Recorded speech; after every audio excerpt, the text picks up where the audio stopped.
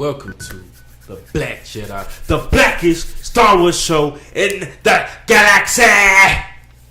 Because even in the light, there's darkness. I'm Rome, and I'm here with KJ because we have to review the Outpost with you. Arguably the best episode of the Bad Batch up to this point in time. Argue with your mama. KJ, argue with your daddy. If you got one. If you got one, man. Shout out to the missing fathers in our lives, man. Yeah. We get into that conversation. KJ, what are the highs? This is the Black Jedi, so you know we gotta talk about it. What are the highs of the Outpost off rip, man? High episode in my opinion. This was a great episode for the most part, man. Like, I feel like a lot of the ends from the beginning tied up at the end. We get Lieutenant. I know he's Lieutenant. Lieutenant. He's a newer guy. Ain't commanding nothing. Ain't commanding squat, diddly anything. So they show Crosshair and they show the Lieutenant. Pretty much, he is like a newer person in the Empire, and tends to be the same pattern. Is like, I'm new, I'm fresh. I always gotta show why I'm so great. This snarky attitude. So he has that, with clones, of course, and even in the opening shots, we see like the clones are phasing out, even with the helmets. We see new troopers, stormtroopers, of course. We see that the clones are getting phased out. See the helmets changing. Same way with season 7 of Star Wars Clone Wars, with Ahsoka, when they flash forward with Vader showing up to the crash site, yeah. And how we saw, it was stormtroopers that, instead of just like the regular, clone troopers. Anyways, he makes a comment. The lieutenant is like, "Oh, great, more clones, yada yada yada." Showing that he's not really interested in clones. He's more on what the Empire's agenda is, and that's just having a grand empire of just everybody being in the Empire's new agenda and army. Not just using clones anymore. And Crosshair, just with this whole series, is him starting to realize, like, you know what? Good soldiers follow orders, but I'm not going to follow the Empire's orders no more. Yeah. Which is what I was hoping. It took him a while, but that's okay. He started to understand. I was like, man, if this dude don't get it by now, dude, I don't know if he's ever going to get it. Yeah, low key. Low key too long in my opinion. Like, I think in some ways it makes Crosshair look really slow. Boy. And I think as a character, he's smarter than that. You know what I mean? Mm-hmm. Yeah, dude's precise. Dude's very precise. Calculated. I think out of everybody, he should have maybe had a little bit more of the edge on, like, knowing where things were going. Right. But, sometimes I guess it's that arrogance and that principle. Some people are just very principled, so I think maybe they're trying to display that. Just his rigidity to change. Mm-hmm. But I think as he's finally grasped that, great episode for his character development, man. Great. Overall, we got to see just the different exchanges between him and Mayday, and when he finally carries Mayday back, and then he sees because before that they was picking at each other, and it's like I ain't carrying dead weight. Like, I don't, if you getting hurt or like, what I mean, it ain't no point. I ain't carrying no dead weight. And then, just piggyback off what you said, like, after the avalanche that they had from the confrontation from them and those raiders that took the cargo, Crosshair had a change of mind. He was like searching for Mayday because Mayday pushed him out the way. Otherwise, Crosshair probably would have died. Boy, was Mushu from Mulan. Right. Why was somebody pulling boys out there? Oh, that's not you. I'm Mulan when he put him down. He's like the hunter. Shit. He puts it back down. Man. Facts. Hey, he's Disney, so we can reference that. You feel me? Oh, yeah, You can't we can watch it, go definitely. watch Milan. You feel me? Yep. Happy International Women's Day. You feel me?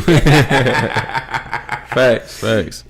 But you know, he ended up picking him up, and you know, essentially carrying him all the way back to the outpost.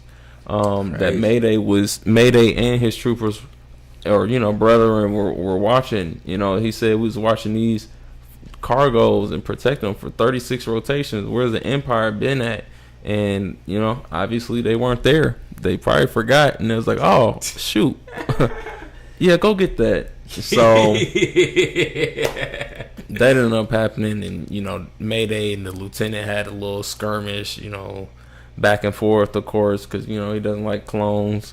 And going back to what I was saying prior, you know, about Crosshair carrying Mayday back to the outpost, you know, Crosshair had a bit more empathy for Mayday and just like the clones in general, you know, like, hey, this dude's dying. Like, are you not gonna get him medical attention? And like, I don't know, y'all failed y'all mission. He kind of deserves to die. It's like by the time you to return, I'm like, right, dang good, right, like really. He's like, he served his purpose. You know, he's trash at this point. Yeah. And, you know, Crosshair's like, you know, all right, bet. Hey, Lieutenant. Hey, Lieutenant. What I do got you do? something for you. Hey. Boy, turn around, she Blasted him. You feel me? But you gotta think, like, even that act of defiance, right? It's like, it's crazy because it's probably the point Crosshair should have been reached.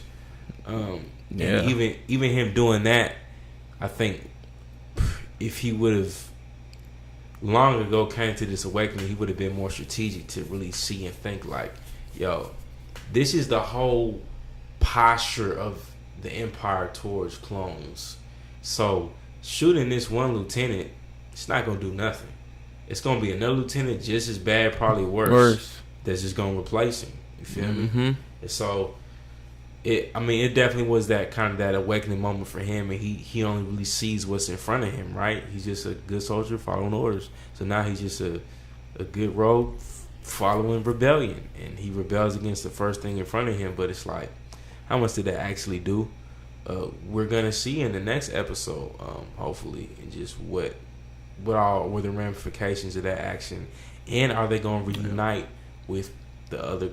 Yeah, Clone Force 99. Yeah, so we can do predictions on this. You feel me? Mm-hmm. One, I think when I start thinking about just these series episodes too, I think it's done a great job this Bad Batch season of giving each characterization, right? Following the story of Crosshair, even as he's separated from the group, we still seeing his character development the same way we seen each member of the Bad Batch, like Tech with Omega, Wrecker, Hunter, Echo, all that. We got to see all of them develop throughout this season, and I think they did a great job with these individual Crosshair episodes. Because, man, like these, I think for me, those were pretty much the top episodes of the season. These little long Crosshair ones. Well, I don't know. That's tough to say. They definitely like the deepest and the most dramatic. Oh yeah, for sure. Very thoughtful, like, thought provoking, very dark, thought provoking. Like, dang, yeah, this is deep. You know what I'm saying? Seeing the dude die, like Mayday die next to you, and then seeing the vultures circle around, and then I think he's making that connection too, that the lieutenant is one of those vultures who's just gonna eat off. You know what I'm saying? Eat off the clones. Fattening off getting fat up off the clones. Yeah. Fattening up. Just off the whole war that they fought and sacrificed, they're reaping all the benefits, and now they're treating them like trash. You know what I'm saying? So it's just like he's finally grasped that, and now he's in the lab with Tupoka and whatever that doctor is. You feel me? So my I don't know. My prediction off the rip is that they're gonna reunite finally with Crosshair. I think it's gonna be a reunion type of episode. If not the whole of the episode, I think it's gonna hint towards it at least. Like it's gonna foreshadow the next episode. Like they're gonna finally get back together. And be a unit once again, and he's going. Yeah, they're gonna have this kind of this aha type of moment. Like, yeah, I mean, we've been trying to tell you this, dude. You feel me? Been trying to put you on. Been trying to put you on game. You feel me? Yeah. So I definitely give this episode I want to say a 9. To be honest with you. Low key, I say a 9 too. Yeah, this was a great episode. Top tier episode to me. It was a 9. Yeah. Yeah. I wonder what's gonna happen with like Bad Batch and like Sid. That's another thing. Yeah, Sid's role. That's very interesting. Like, I wonder how they're gonna wrap that up. Cause Moaggy, he was chatting, saying, Moaggy, man. don't trust Sid. So we'll see how that runs too. So hustlers are Moaggy, man. He probably my favorite character this season, though. Oh yeah. Even though y'all definitely stereotyped him, you feel me? First black voice, not first black voice, but because Wanda Sykes was the first one of this. Yeah. But we didn't see her return this whole time. Besides that one episode. Yeah. Yeah, I'm low key salty. Dang. I thought about that again, right? So, but y'all did Malegi like this, like gangster type, slum lord, drug lord type dude. I'm like, man, y'all in us. You feel me? But it's the Black Jedi. We have to call these things out because this is the blackest Star Wars show in the galaxy. Subscribe to this channel so we can keep things rolling. Like this video, comment what you would rate this episode, and don't forget that even in the light there is darkness. We will see you on the next video. Adios.